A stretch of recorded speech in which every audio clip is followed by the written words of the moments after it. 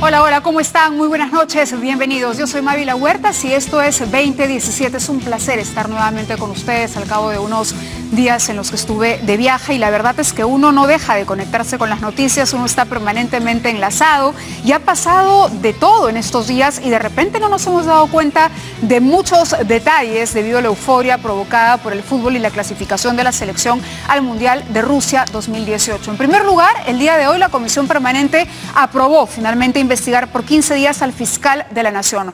Para muchos juristas, esta acusación constitucional no tiene asidero y es una intervención del Poder Legislativo en el ejercicio de justicia autónomo e independiente del Ministerio Público. A esta hora de la noche, el abogado de Pablo Sánchez, fiscal de la Nación, Samuel Abad, está con nosotros por la línea telefónica para comentarnos cómo ha recibido esto y en qué plazo y cómo hará sus descargos el fiscal Pablo Sánchez. Muy buenas noches, doctor Abad, bienvenido.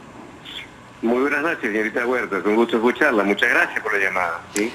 No, de igual manera, usted se ha enterado, son 15 días y según tengo entendido, usted tomará 5 para preparar la defensa del doctor Sánchez.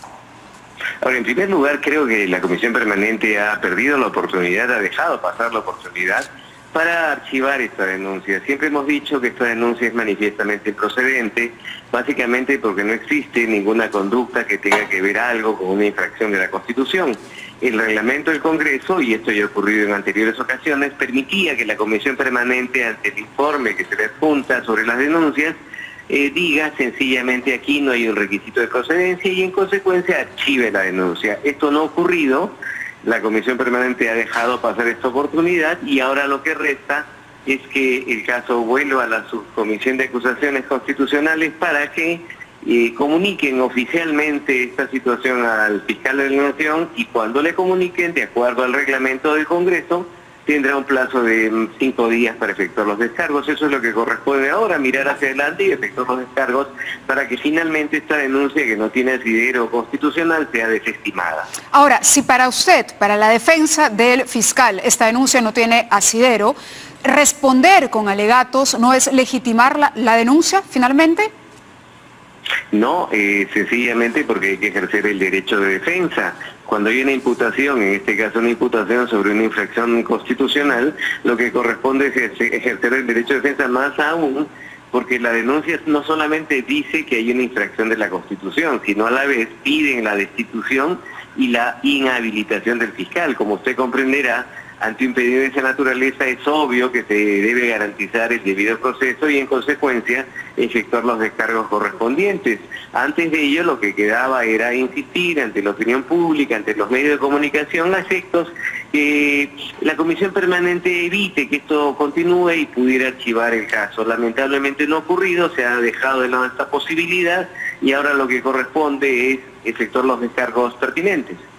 No le voy a pedir detalles porque usted está al inicio de este trabajo, al inicio del desarrollo de la defensa del doctor Pablo Sánchez, pero sí las líneas básicas sobre las que va a desarrollar la defensa del fiscal.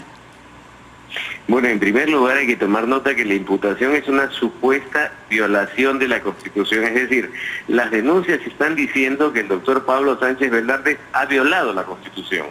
Y eso es inadmisible, pues. Eso no tiene ningún sustento. ¿Por qué?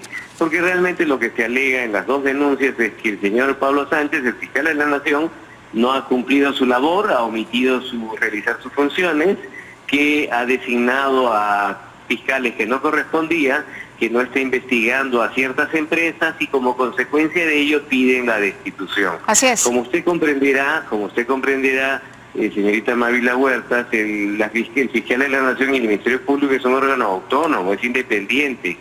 Si es independiente y es autónomo de acuerdo a la Constitución, la pauta de cómo debe investigar no la fija el Congreso ni los congresistas denunciantes. La pauta la lleva a cabo él.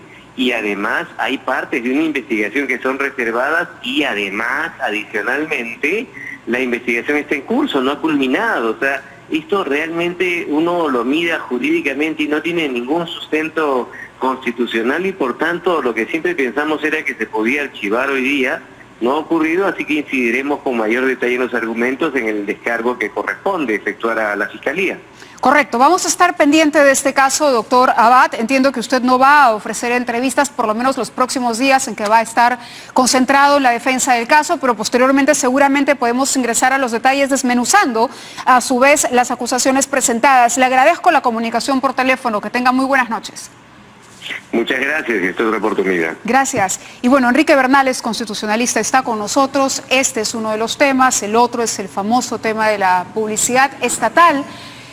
Y con la contratación en los medios comerciales, una propuesta de Mauricio Mulder que considera que esto no puede ser, que es una manera de ejercer presión sobre los medios. En fin, el poder y la prensa siempre han estado un poco en el centro del debate permanentemente. No es un tema de hoy, es un tema desde siempre, pero queremos conocer cuál es la opinión de un especialista. ¿Cómo está, doctor Bernales? ¿Qué tal, Mávila? ¿Cómo te va? ¿Qué dices? Gracias por la invitación. ¿Qué pasa con esta acusación constitucional contra el fiscal que creíamos que en un momento iba a ser descartada? Es más, muchos congresistas decían esto no va a pasar más allá. Primero hubo la aprobación de la subcomisión y ahora la comisión permanente ya estableció hasta un plazo. ¿En 15 días se podría decidir el futuro del fiscal de la Nación? Bueno, conociendo el patrón de comportamiento de la mayoría parlamentaria de Fuerza Popular, pensar que presentaban un pedido como el que han presentado y que lo iban a retirar, bien difícil, ¿eh? Bien difícil, porque su línea de conducta los lleva a una mala concepción, un mal uso de la mayoría que tienen, y no creo que eso les favorezca. Pero antes de entrar más en materia de este asunto, déjame decirte que yo lamento profundamente esa contradicción espantosa que se está generando en el país entre la política y otras actividades, entre ellas básicamente el deporte, que nos ha dado la primera expresión de una auténtica unidad nacional como nunca antes la había vivido el Perú, y en el campo de la política es todo lo contrario. Es una relación de agravios constante, y no quiero decir sistemática, pero que solamente nos lleva a una situación de confrontación cada vez más aguda y mayor, de la cual no gana el Parlamento, pero tampoco gana el Poder Ejecutivo. Yo creo que el caso del doctor fiscal de la Nación, lo felicito por la elección del abogado que he escogido, porque el doctor Abad realmente es de gran conocimiento, de gran pulcritud en el uso de sus instrumentos de defensa.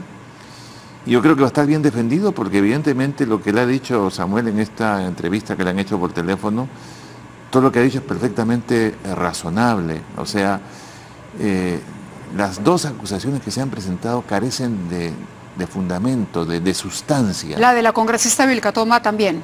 Claro, porque en realidad el fiscal de la Nación nombra a los fiscales, ¿no es cierto?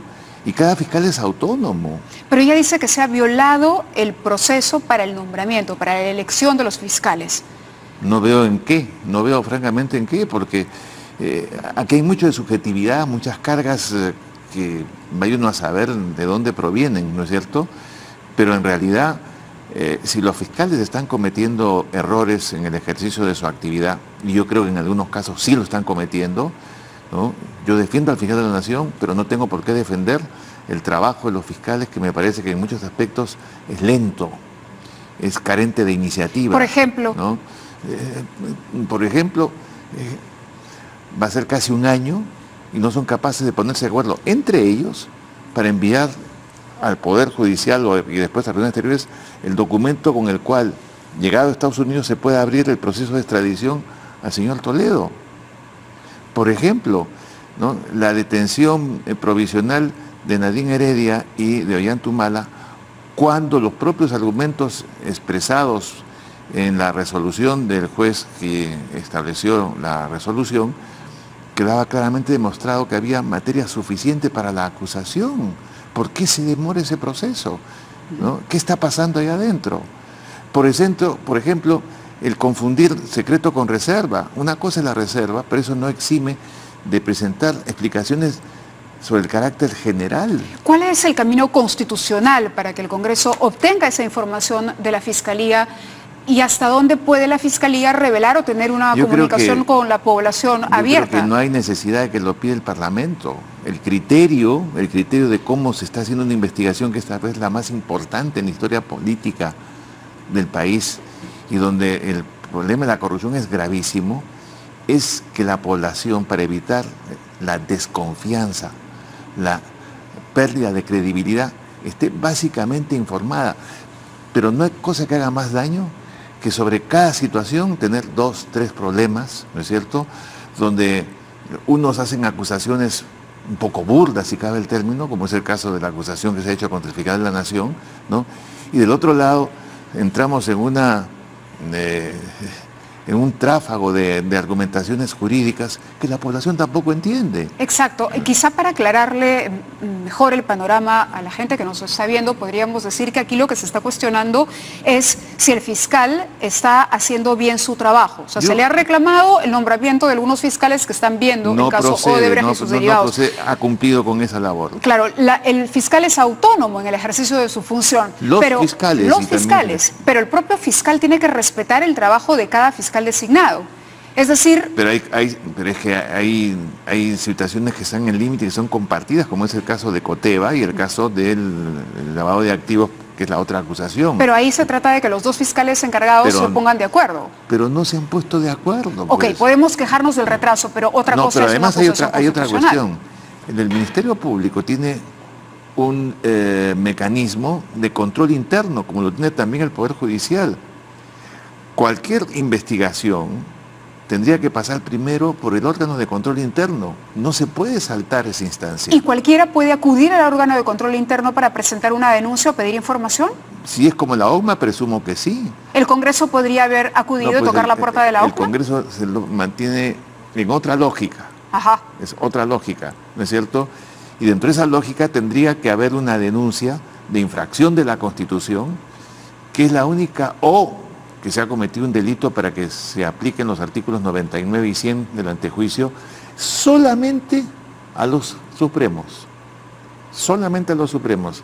Los otros fiscales, ¿no es cierto?, si tienen problemas de inconducta configurados por el órgano de control interno, la Junta de Supremos, de Fiscales Supremos, puede evaluar, hacer la denuncia correspondiente ante el Consejo Nacional de la Magistratura, para que el Consejo Nacional evalúe si procede la destitución. ¿Un fiscal puede ser destituido? Sí, pero solo a pedido de la Junta de Fiscales Supremos, que pase el asunto, de acuerdo a la Constitución, al Consejo Nacional de la Magistratura. O sea, los mecanismos son en cierto modo paralelos, ¿no es cierto? El Parlamento tiene la capacidad, si hay infracción de la Constitución.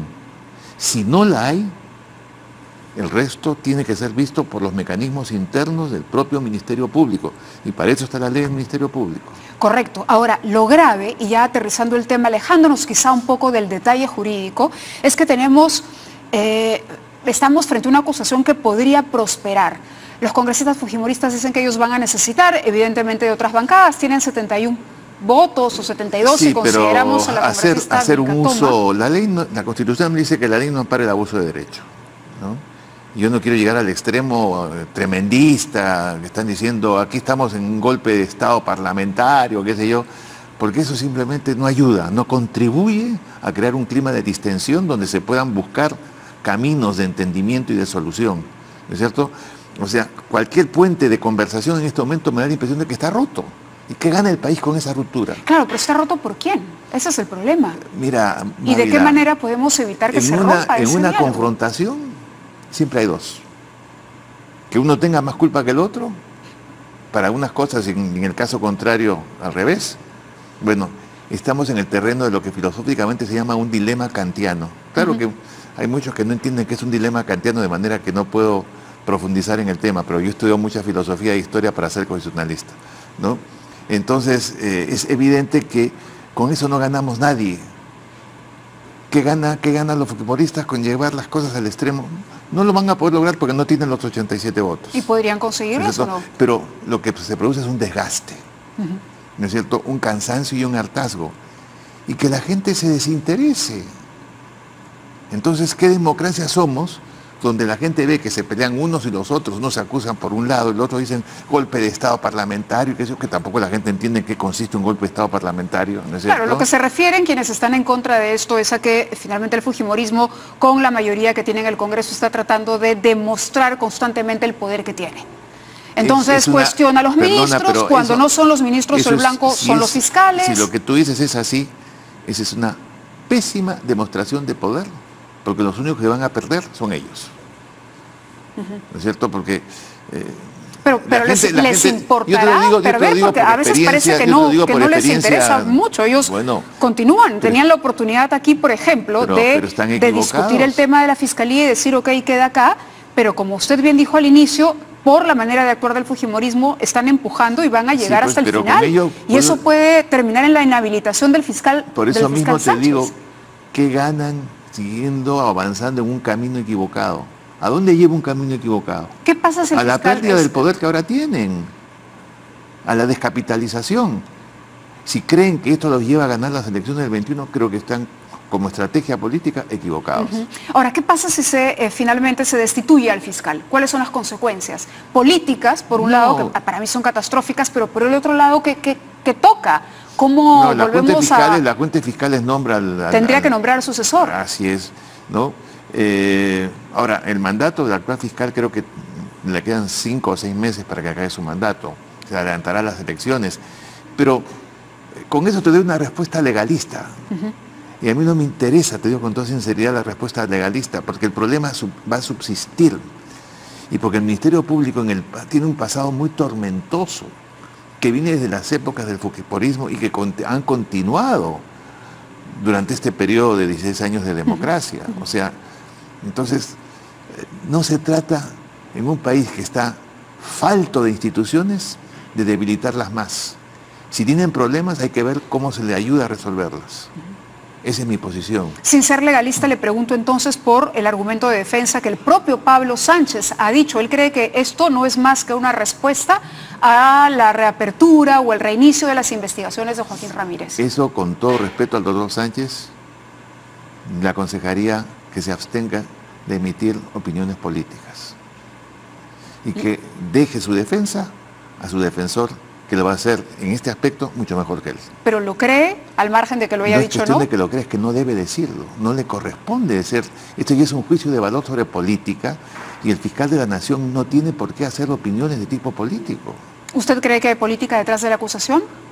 Es posible, pero yo lo digo porque no tengo nada que ver con el asunto. Yo lo digo porque no estoy metido en un cargo donde para este asunto, para esta manera de opinión, ahí sí hay que tener discreción y reserva. Claro, porque precisamente por lo que hemos comentado, por el tema del descrédito de las instituciones, por el costo que podría pagar el fujimorismo presentando esta acusación, tiene que valer la pena. Y valer la pena quizá podría ser... Lo mejor sería en este caso que el fiscal se abstenga de parlamentarizar su lenguaje. Ajá. Él abstenerse, Los parlamentarios pueden decir eso porque están en el terreno de la política. El fiscal de la Nación no está en el terreno de la política. ¿Y no están jugando a alargar el proceso o a enrarecer, digamos, o a crear sombras sobre quienes están investigando a Joaquín Ramírez y a Keiko Fujimori? Tiene argumentos más que suficientes, y los puede decir el abogado, porque para eso tiene un abogado defensor.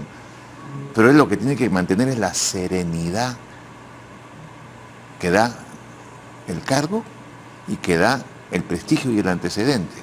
Que no caigan en la trampa de la provocación, porque lo están provocando para que dé ese tipo de declaraciones. Correcto, doctor. Muchísimas gracias por haber estado con nosotros. Ha sido un placer hablar con usted. Tenemos más clara ya entonces cuál es la figura y nosotros hacemos una pausa muy rápido.